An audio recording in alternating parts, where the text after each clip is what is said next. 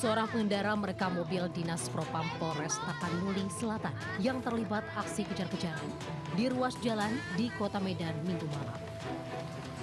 Mobil tersebut dikejar kendaraan lain karena diduga pelaku tabrak lari. Insiden saling kejar ini viral di media sosial. Saat diberhentikan paksa, pengemudi mobil dinas Propam ternyata seorang pelajar berusia 16 tahun. Pengemudi bersama seorang wanita dewasa yang disebut sebagai guru mengemudinya. Hasil penyelidikan, Polda Sumatera Utara tidak ada kasus tabrak lari dan mobil dinas yang dikemudikan pelajar itu adalah milik pelaksana tugas Kasih Propam Polres Tapanuli Selatan. Kendaraan tersebut itu bentuknya adalah seperti serempetan antara dua kendaraan roda 4. Dan hasil daripada pengecekan yang bersangkutan terhadap kendaraan yang diduga diserempet itu tidak ada buktinya, tidak ada perkenaan. Kendaraan dinas Propam Polres Tapanuli Selatan itu kini diamankan di Polda Sumatera Utara. Propam juga masih memeriksa Ibtu AF yang dinilai lalai sehingga mobil dinas tersebut digunakan oleh anaknya tanpa sepengetahuannya. Di Medan, Sumatera Utara, Aminur Rashid melaporkan.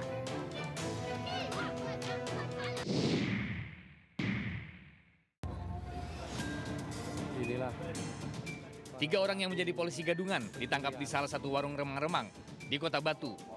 Saat ditangkap, ketiga pelaku, Saiful Rohman, Yoyon, serta Fauzan Anwari, hanya pasrah saat pesta miras. Ketiganya digelandang ke Polres Kota Batu untuk pemeriksaan karena melakukan aksi pemerasan. Kasus berawal saat salah satu pelaku meminta tolong pada korban untuk menggandakan uang dengan cara ritual. Mengetahui apa yang dilakukan korban tidak masuk akal dan membawa uang palsu, pelaku menghubungi kedua pelaku lainnya untuk melakukan drama penangkapan. Berbekal borgol, korban diminta memberikan uang damai sebesar 25 juta rupiah agar kasusnya tidak dilanjutkan. Namun korban hanya bisa memberikan 20 juta rupiah dan disepakati para pelaku yang kemudian melepaskan korban. Merasa ada kejanggalan, korban kemudian melaporkan kasus ini ke Polres Batu hingga ketiga pelaku diringkus. Saat ini ketiga pelaku beserta sejumlah barang bukti alat kejahatan sudah diamankan di Polres Kota Batu. Dari Batu, Jawa Timur, Denny Irwansyah, iNews melaporkan.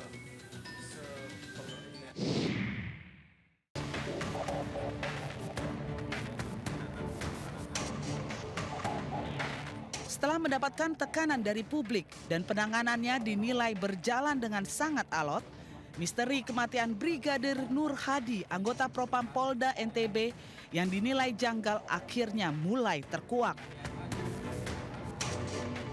Setelah melakukan serangkaian pemeriksaan dan otopsi jenazah korban, ditemukan ada bekas luka di sekujur tubuh dan mengalami patah tulang leher.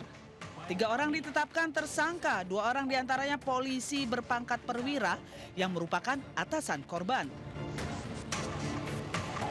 Modus para tersangka menghabisi nyawa Brigadir Nur Hadi karena diduga motif cemburu dan tersinggung karena korban dikatakan sempat menggoda dan merayu teman wanita salah seorang tersangka yang tidak lain merupakan atasannya sendiri. Kesimpulan saya bahwa Bapak N mengalami pingsan ya pada saat berada di air dan meninggalnya itu adalah karena tenggelamnya berdasarkan bukti pada diatomnya. Pelaku masih belum memberikan gambaran jelas terkait dengan pengakuannya ya. Tetapi kita berdasarkan, saya sampaikan dari awal, kami berdasarkan dari keterangan hasil ekshumasi, ahli pidana dan ahli poligraf. Kenapa kita bisa memastikan bahwa kita tetapkan tersangka. 3 tersangka dijerat dengan pasal berlapis yakni pasal 351, pasal 359 dan pasal 55 KUHP. Brigadir Nur Hadi sebelumnya dilaporkan tewas tenggelam di kolam renang private villa di kawasan wisata Guli Trawangan, Lombok Utara saat berlibur bersama 2 orang atasannya.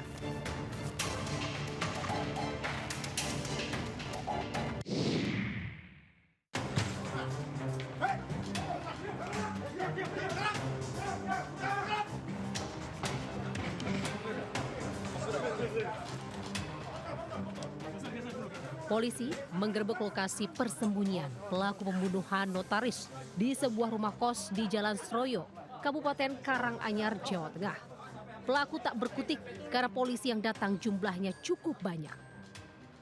Lokasi persembunyian mereka terdeteksi setelah polisi memintai keterangan saksi, keluarga korban, dan hasil olah tempat kejadian perkara.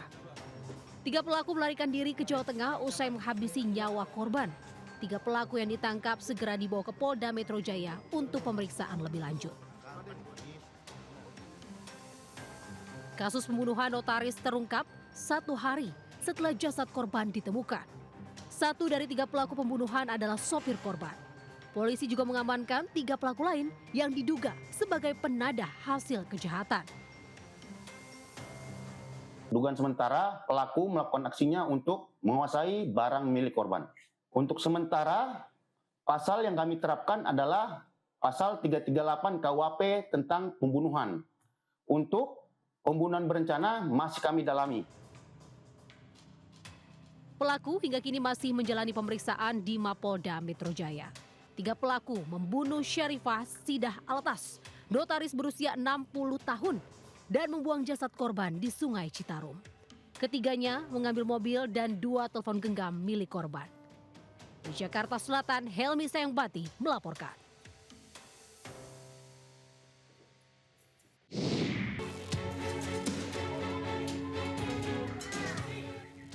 Warga Desa Lengkong, Kecamatan Mumbul Sari, Jember memasang spanduk mengingatkan warga lain yang melintas untuk berhati-hati karena ada tuyul yang berkeliaran di daerah mereka. Kekesalan warga terkait teror tuyul karena banyaknya warga yang kehilangan uang hingga jutaan rupiah. Tidak jarang, uang hasil jualan bensin eceran hingga uang dari amplop hajatan ikut hilang dicuri tuyul. Hilangnya uang tidak secara langsung, tapi bertahap, mulai dari pecahan Rp50.000 hingga Rp100.000. Warga bahkan mensiasati agar uang tidak hilang dengan rambut dan bawang putih. Kalau punya ibu itu udah ketemu, nak. Udah kehitung. Satu malam 50, 100.000 gitu. 1 minggu gitu, 1 minggu 2 kali hilangnya itu. Ya, kalau maling kan diambil semua. Oh gitu. Iya. Totalnya berapa adanya? Punya Bu Anton 300, punya ini sebelah ini Andin 450. Kapolsek Mumbul Sari, AKP Fatur Rahman meminta warga menurunkan spanduk teror tuyul karena akan menimbulkan keresahan masyarakat.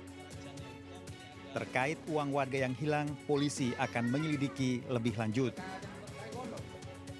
Dari Jember, Jawa Timur, Bambang Sugiarto, iNews melaporkan.